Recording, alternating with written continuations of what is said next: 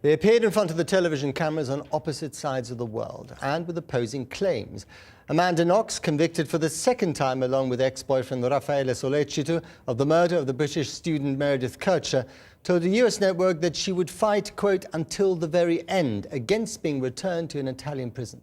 Ms. Kercher's brother and sister, still in Florence after last night's verdict, said that if the conviction was upheld by Italy's top court, they would expect her to be extradited.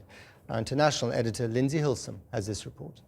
Amanda, how do you feel about the guilty verdict? Surrounded by her family, bundled out of the house, covered like a criminal or a TV star avoiding the cameras. As she arrived in New York this morning for her appearance on Good Morning America, Amanda Knox was both a celebrity in the US and a convicted killer in Italy. I will never go willingly back to the place where I'm going to fight this until the very end, and it's not right, and it's not fair, and I'm going to do everything I can. Last night, the appeal court in Florence upheld the conviction of Knox and her then-boyfriend Raffaele Sollecito for the murder of Meredith Kercher. A court in 2011 had overturned the conviction, which is how Knox was able to leave Italy. But the Italian system has no double jeopardy, so they were effectively tried again on the same evidence. Sollecito attended the hearing, but by the time the verdict was announced had gone to spend a few hours in Austria.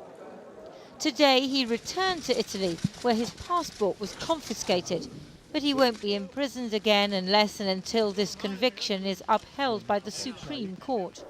Today he blew a kiss to his new girlfriend and settled down to his exclusive interview with another US TV network.